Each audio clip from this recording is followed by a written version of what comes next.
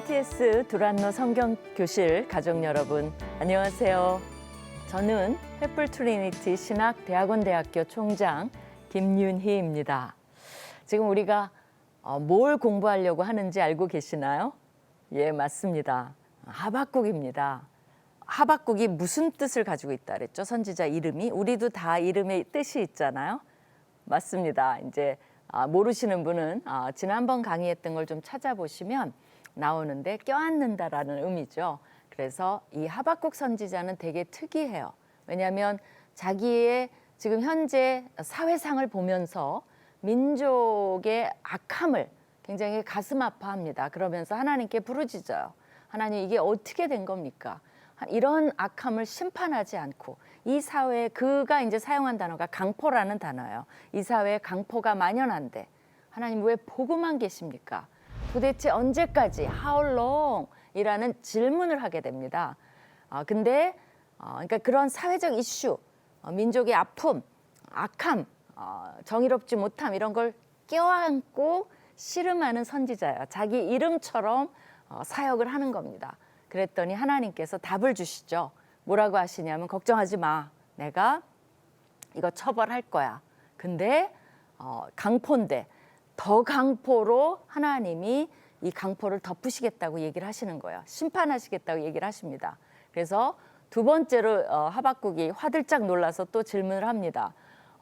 그래서 지난번에 기억나시죠? 하나님은 의로우시고 정의로우시고 거룩한 분이시고 그러신데, 아니 어떻게 하나님이 악한, 사실은 그 더강포가 바벨론이란 국가입니다. 이 바벨론이라는 신흥국가, 아직은 강성하지 않아요. 근데 조금 있으면 이제 점점 신흥국가로 부상하는데, 아수르라는 나라를 고치고 이 바벨론이라는 도구로 유다를 치시겠다는 겁니다. 그러니까 너무 놀라서, 바벨론은 악한 나라인데 하나님이 어떻게 악한 나라를 도구로 사용하실 수 있나요? 라는 질문을 합니다. 우리가 가끔가다 하나님의 도구로 사용이 된다 그러면 되게 기뻐하는데 그렇지도 않아요. 잘 살펴봐야 됩니다. 좋은 도구도 있고 악한 도구도 하나님 다 사용하세요. 그래서 내가 선한 도구인지 아니면 부정적인 좀 악한 도구인지도 생각해 봐야지 무조건 기뻐하면 안 됩니다. 하나님이 바벨론을 사용하신다니까 어떻게 그럴 수가 있습니까? 라는 것이 두 번째 질문이에요. 또 고민을 껴안고 하고 있는 이 하박국의 모습입니다. 그래서 이제 하나님이 거기에 대해서 오늘 답을 주십니다. 지난번에 조금 했었는데요. 이게 처음부터 이걸 다시 하는 것이 참 좋겠다는 생각이 들어서 뭐 한두 절 나간 것을 다시 한번 뒤집어 보겠습니다. 여러분이 기억하시는 분은 놀라운 거고요. 기억 못하시면 저랑 함께 하나님의 응답이 뭐였을까라고 그것을 껴안고 같이 씨름해 보시면 좋을 것 같아요. 그래서 2장 5절부터 끝까지, 2장 끝까지 20절까지가 하나님의 답입니다. 하나님이 어떤 답을 주셨을지 궁금하시죠? 한번 보겠는데요. 이 답의 제목은 조롱의 시예요. 왜 그렇게 지었을까요? 하나님이 말씀하시는 중에 조롱의 시라는 말이 나와요. 그래서 조롱의 시입니다. 화 있을진저라는 말을 반복해서 하시면서 하나님이 심판하시겠다는 얘기를 하십니다. 그러니까 이 문학적으로도요, 기교가 뛰어난 부분이 이 부분이기도 합니다. 그러니까 하나님의 대답은 뭐냐면, 하박국 걱정하지 마. 내가 비록 바벨론을 들어서 유다를 심판하지만 그렇다고 해서 바벨론의 사악함을 그냥 간과하지는 않을 테니 걱정하지 마. 내가 이제부터 바벨론이 어떤 민족이고 그들이 어떻게 심판받을 것인가를 잘 얘기해 주마라고 하나님이 응답하십니다. 이걸 들어보면서 우리도 어떤 교훈을 얻어야 될지 한번 생각해 보는 시간도 가지면 좋을 것 같아요. 그래서 하나하나 살펴보겠습니다. 먼저 서론이에요. 뭐라고 하냐면, 그는 술을 즐기며, 그죠? 그 악한 나라는 술을 즐기며, 이거는 뭐냐면 그냥 술 마신다는 뜻이 아니에요. 자축하는 거예요. 그 나라가 내가 얼마나 이 광대한 나의 이 점령, 이 세력을 봐라. 내가 얼마나 위대한가라고 하면서 스스로 자축하는 모습이 술을 즐기며 거짓되고 그 다음에 교만하여 가만히 있지 않고 이 말이 나와요. 여기서 교만하다는 말이 참 재밌는데요. 풍선이 부풀었다는 말이에요. 우리 풍선을 막 불기 시작하면 이만해지면 여자들은 어떻게 하죠? 다 귀를 막아요. 좀 있으면 이게 언제 터질지 모르지만 터지게 돼 있어요. 계속 불면. 근데 바로 교만하다는 건 그런 의미예요. 이게 언제 터질지도 모르면서 계속해서 나갑니다. 우리가 교만한 거를 하나님이 내가 싫어하는 거 몇 가지가 있는데 거기에 꼭 끼어 들어가는 게 뭐냐면 교만이에요. 목이 굳은 백성이라고 이스라엘을 얘기하죠. 교만한 백성. 우리 안에 교만함. 그건 교만한 건 결국 뭐죠? 하나님이 해주신 것을 내가 했다라고 이렇게 치부하는 거예요. 그러면 그 교만함이 좀 들어오면 얼른 조심해야 돼요. 풍선 불든 거를 줄여야 돼요. 근데 대개는 그렇게 안 합니다. 교만함을 점점 불려서 이것도 내가 한 거, 이건 내 거, 이거 다 내가 잘났고 그러면서 하나님을 인정하지 않는 거, 그런 교만함을 얘기하고 있습니다. 그래서 그들은 교만하여 가만히 있지 아니하고 스월처럼 자기의 욕심을 넓히며 또 그는 사망 같아서 족한 줄을 모르고 자기에게로 여러 나라를 모으며 여러 백성을 모으나니 스월처럼이라는 건 이제 죽은 사람이 가는 거죠. 그래서 그 죽은 사람이 가는 그 어두운 세력으로 자기 욕심을 한없이 넓히는 거예요. 그리고 사망 같아서 스월과 사망이 연결돼 있죠. 스월은 죽은 사람이 죽으면 글로 가요. 그러니까 한도 끝도 없이 죽은 사람이 모이는 곳이 스월입니다. 그러니까 그 사망 같아서 족한 줄을 모르고 자기에게로 여러 나라를 모으고 여러 백성을 모은다는 거예요. 그러니까 악한 사람들은 이 자기가 한 정도 가지고 만족하지 않아요. 악한 것을 끝없이 넓혀갑니다. 우리 그러면 믿는 사람들은 그 사람들은 악하니까 그래 나는 열심히 하나님 믿고 열심히 살 거야 라고 가만히 있으면 되느냐? 그렇지가 않다는 거예요. 악한 세력이 안 믿는 사람도 굉장히 부지런히 삽니다. 악한 사람들은 자기 악의 세력을 굉장히 넓히기 때문에 어디까지 오냐면 나한테까지 와요 결국은. 그래서 접촉점이 있습니다. 내가 밀리든지 그 사람이 밀리든지. 그러니까 이게 영적 전쟁이 되는 거예요. 우리가 중무장에서 우리도 선한 세력을 빛을 넓혀가지 않으면 우리가 쪼그라들게 된다는 겁니다. 우리가 그냥 중립적으로 차는 중립적으로 놔두면 끌려가요. 밑으로 돼 있으면 밑으로 내려가 버려요. 그러면 안전하지 않다는 겁니다. 우리도 끊임없이 선한 세력을, 선한 영향력을, 복음을 전해나가지 않으면 당한다는 겁니다. 어쨌든 하나님께서 뭐라 그러냐면 그 무리가 다 속담으로 그를 평론하며 조롱하는 시로 그를 풍자하지 않겠느냐. 이 악한 세력들이 여기 이제 조롱하는 시가 나오죠. 조롱하는 시로 놀림을 받겠다는 말을 하십니다. 그러면서 첫 번째 화 있을진저가 나와요. 어떤 사람들이냐면 노략자들을 향해서 말씀하십니다. 화 있을진저 자기 소유 아닌 것을 모으는 자요. 자기 게 아닌데 계속 모아요. 언제까지 이르겠느냐. 볼모 잡은 것으로 무겁게 짐진 자요. 막 전쟁을 했으니까 포로들을 많이 볼모로 잡아왔을 거 아니에요. 그들이 짐이 된다는 거예요. 그걸 잔뜩 이고 있는 거예요. 너를 억누를 자들이 갑자기 일어나지 않겠느냐. 너를 괴롭힐 자들이 깨어나지 않겠느냐라고 말씀을 하십니다. 그건 무슨 말이냐면요. 너가 그렇게 악하게 구는데 그게 언제까지 가겠느냐. 영원하지 않아. 왜냐하면 언젠가는 너를 노력할 자들이 나타날 거야 라고 하나님이 말씀하십니다. 네가 남을 억눌렀는데 너를 억누를 자들이 나타날 거야 라고 말씀을 하십니다. 너를 괴롭힐 자들이 깨어나지 않겠느냐. 그래서 지금은 네가 그들을 잠잠히 누르고 있는 것 같지만 언젠가는 깨어나서 네가 그들을 괴롭혔어? 너도 괴롭힘을 당할 거야 라고 말씀하십니다. 네가 그들에게 노략을 당하지 않겠느냐. 이게 되게 재밌어요. 이 말장난이죠. 네가 남을 노략했어? 너도 남에게 노략을 당할 거야. 눈에는 눈, 이에는 이. 이게 놀라웠게 하나님의 원리입니다. 그래서 정말 심은 대로 거두고 그대로 악은 악대로 받는다는 그 원리가 여기 숨어 있어요. 또 8절에 보시면 2장 8절입니다. 네가 여러 나라를 노략하였으므로 그 모든 민족의 남은 자가 너를 노략하리니. 그러니까 여러 나라를 쳤어도 거기에 이제 남아있는 자들이 있을 거 아니에요. 다 포로로 잡아왔을지라도 한 명도 남기지 않고 다 포로로 잡아올 수는 없죠.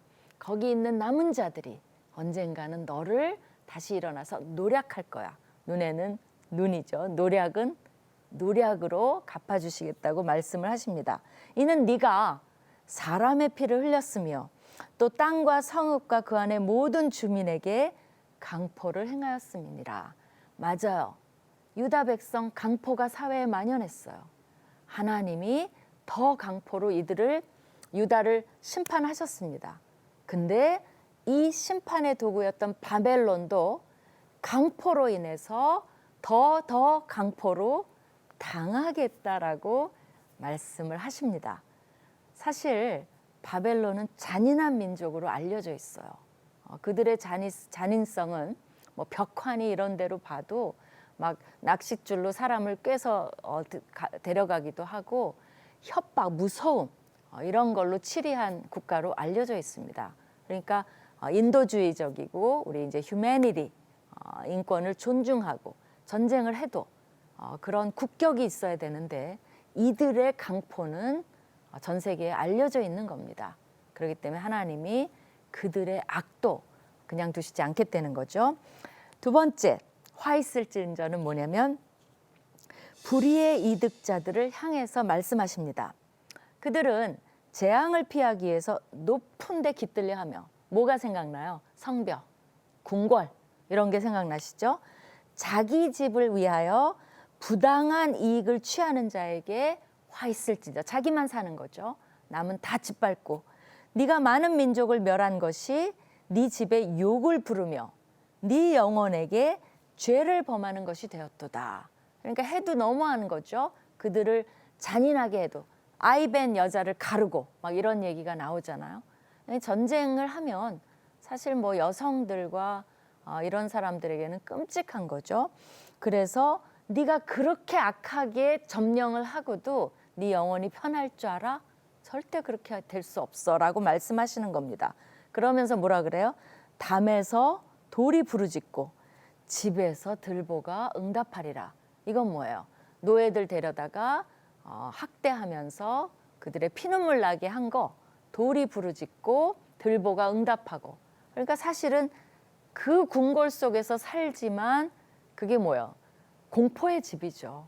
그들의 영혼이 그 안에서 하나님께 부르짖고 있으니 무슨 축복이 뭘 먹든 뭘 하든 무슨 축복이 있겠습니까? 그래서 경고를 보내고 있는 겁니다. 그들이 해야 될 거는 뭐예요? 겸손했어야 돼요. 그리고 하나님의 선한 도구로 쓰임을 받았어야 돼요. 근데 그들의 교만은 하나님을 무시함 이런 것들을 하늘을 찌릅니다. 그러니까 하나님이 심판하시겠다는 거죠. 그 다음에 세 번째 화 있을진저는요. 피와 불의의 기반을 둔 자들을 향해서 결국 이제 전쟁이니까 여기서 이제 피와 불이라는 건 살인과 폭력이에요. 결국 그들의 잔인함을 하나님이 목도하고 계시지 않겠다는 것을 의지를 보여주시는 겁니다. 피는 생명이죠. 남의 생명을 함부로 존귀 여기지 않은 것에 대해서 그 생명을 빼앗은 것이 국가의 기반을 이룬 이런 것에 대해서 얘기를 하십니다. 그래서 2장 12절에서 14절을 제가 한번 읽어볼게요. 여러분 성경 있으면 같이 보셔도 좋을 것 같습니다. 피로 성읍을 건설하며 불의로 성을 건축하는 자에게 화 있을진저. 계속 나오죠. 그러니까 이건 심판의 무서운 뭐 저주 같은 용어예요. 화가 미친다는 거예요. 민족들이 불탈 것으로 수고하는 것과 나라들이 헛된 일로 피곤하게 되는 것이 만군의 여호와께로 말미암이 아니냐. 이게 무슨 말이냐면요. 백성들을 잡아다가 부렸지만 그들이 애써서 한 일이 다 헛수고가 되게 할 것이다. 또 그들이 그 잡아다가 그들이 세운 것이 다 불타 없어지게 할 것인데 그게 나 여호와가 하신 것이라는 것을 말씀을 하시는 겁니다. 결국은 헛되게 만들어 버리겠다는 겁니다. 그들은 자기네가 최고로 영원히 멸망하지 않을 그 세력으로 생각했지만 결국은 이렇게 허망하게 다 망하게 하시겠다는 것이 실제로 망했고요. 바벨론이 페르시아에 처참하게 또 망합니다. 그것이 하나님의 예언이십니다. 그 다음에 그 14절이 나오는데 그 14절 부분은 맨 나중에 할게요. 14절을 빼고 네 번째 화 있을진저, 이거는 이제 다른 사람의 인격을 타락시키는 자들을 향해서 말합니다. 다른 사람의 인격을 타락시키는 자들. 15절에 이렇게 나와 있어요. 이웃에게 술을 마시게 하되 자기의 분노를 더하여 그에게 취하게 하고 그 하체를 드러내려 하는 자에게 화 있을진저. 이건 뭡니까? 수치감을 주고 그 사람의 자존감과 명예를 빼앗아서 저항하지 못하도록 만드는 것. 인간의 기본적인 인격을 파괴해 버리는 것. 이런 것에 대해서 하나님이 심판하시겠다는 겁니다. 사실 우리 나치, 그러니까 나치를 봐도 해도 너무한 거죠. 전쟁을 해도. 그냥 뭐 서로 저쪽 쳐들어오니까 싸우는 그런 정도가 아니라 제노사이드, 인종 말살이라고 얘기를 하잖아요.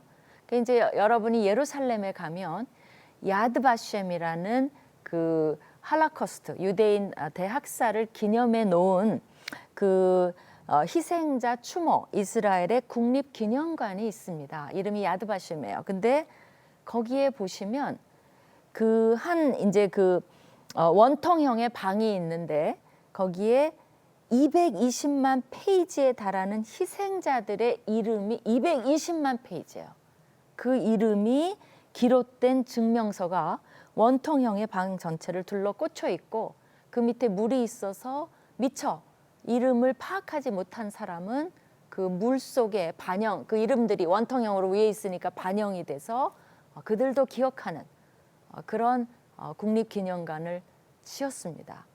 우리가 그거는 정말 민족 대학살로 잔인하기로 유명한 나치들.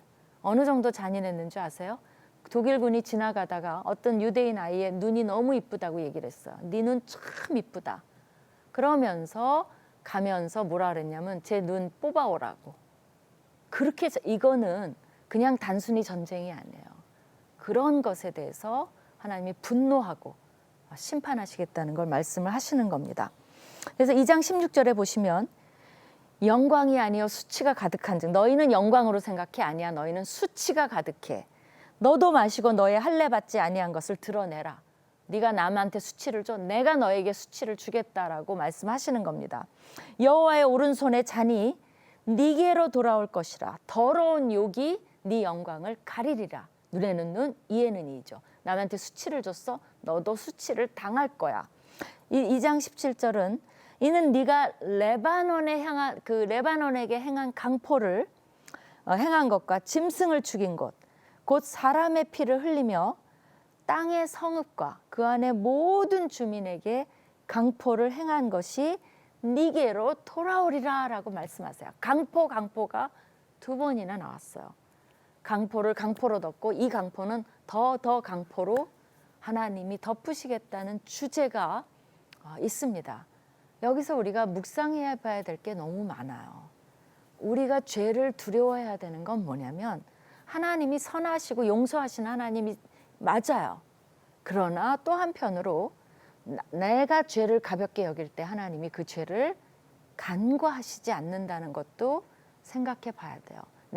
우리도 그 한국말 있잖아요. 남의 눈에 눈물 나게 너는 피눈물 흘릴 거야. 이거는 어떤 보복적인 게 아니라 성경적 원리이기도 합니다. 그러니까 우리가 조심해야 돼요. 거룩해야 되고 거룩한 인격을 가져야 됩니다. 그 다음에 마지막 우상 숭배자들을 향하여 화 있을진저. 거기 보면 이게 이제 하나님이 제일 싫어하고 웃기다고 생각하는 게 이 부분이에요. 뭐냐면 2장 18절에서 20절입니다. 새긴 우상은 그 새겨 만든 자에게 무엇이 유익하겠느냐? 왜 그러냐면 부어 만든 우상은 거짓 스승이라. 만든 자가 이 말하지 못하는 우상에게 의지하니 무엇이 유익하겠느냐? 내가 이걸 만들어 놓고 내가 여기에 의지해요. 이게 무슨 현상입니까? 하나님도 조롱하는 거예요. 나무에게 깨라 하며 말하지 못하는 돌에게 일어나라 하는 자에게 화 있을진저. 그게 말이나 되냐?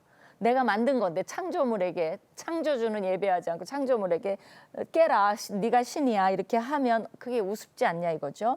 그리고 그것이 교훈을 베풀겠느냐? 나무가 너한테 교훈을 베풀겠느냐? 보라, 이는 금과 은으로 입힌 것인즉 그 속에는 생기가 도무지 없느니라. 아무것도 아닌데 오직 그러면서 뭐라 그래? 여호와는 성전에 계시니 그 온 땅은 그 앞에서 잠잠할지니라 하시니라 라고 하면서 거룩함과 장엄과 여호와만이 예배의 대상이라는 것을 하나님께서 강조하십니다. 그러니까 너희는 예배할 분이 누군가를 정확히 해야지 왜 그런 돌이나 나무를 예배하고 있어 라고 한탄해 하십니다. 이제 마지막으로 아까 안 한 부분이죠. 14절. 이 화 있을진저의 부류 속에서 갑자기 하나님이 14절에 한 가지 말씀을 하십니다. 그게 뭐냐면요. 이는 물이 바다를 덮음같이, 물이 바다 덮음같이 찬양곡도 있잖아요. 물이 바다를 덮음같이 여호와의 영광을 인정하는 것이 세상에 가득함이라 라고 말씀하세요.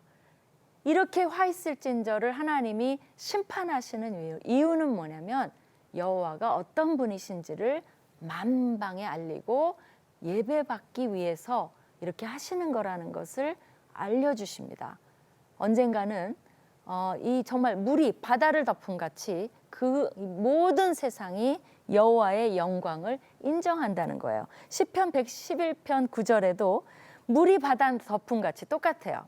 근데 여호와를 아는 지식이 세상에 충만할 거다. 그럼 여호와의 영광을 인정하는 것과 여호와를 아는 지식은 일맥상통합니다. 여러분이 하박국을 공부하시는 것은 굉장히 중요해요. 여호와를 아는 지식이 있어야만 여호와께 영광을 돌릴 수 있습니다. 이것이 서로 연결이 돼 있다는 것을 보여줘요. 또 이것은 앞으로 도래할 메시아의 왕국을 가리킵니다. 그때가 되면 지금 우리가 전도해야 돼요. 예수 믿으세요. 하나님 믿으세요. 그분이 구원자이십니다. 죄 씻음 받고 구원 받으세요. 그러나 어느 때 악인이 다 심판받고 나면 그때가 되면 어때요? 모든 천국이 모든 만물이 다 여호와의 영광을 보고 그를 인정하는 세상이 옵니다. 근데 그 전까지는 하나님이 우리를 통해서 복음을 전하시기를 원하십니다. 그럼 이 장에 우리가 생각해 봐야 될 점은 뭘까요? 하나님은 현재는 언젠간 하나님의 영광의 지식이 다 덮일 거예요. 그러나 현재는 그분의 영광을 드러낼 수 있는 사람을 찾으십니다. 그분이 어떤 분이신가를 알리시는 분을 찾으세요. 악은 하나님이 책임지세요. 여러분이 복음을 전하면서 말씀을 전하면서 받는 박해는 하나님이 책임을 지세요. 그러나 우리가 지금 할 일은 뭐냐면 끊임없이 여호와를 알리는 겁니다. 예수 그리스도의 복음을 전하는 것입니다. 여러분이 하박국 보시면서 하나님이 어떤 분이신가를 묵상하시면서 그분을 신뢰하면서 내가 영적 싸움을 하지 않으면 내가 그들에게 점령당한다는 것을 기억하면서 우리가 열심히 전쟁에 전진해 나가는 우리가 돼야 되겠습니다.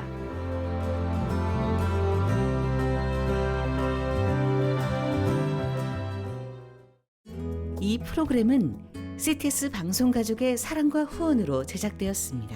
후원 전화 02-6333-1003번, ARS 060-808-1004번으로 전화주세요.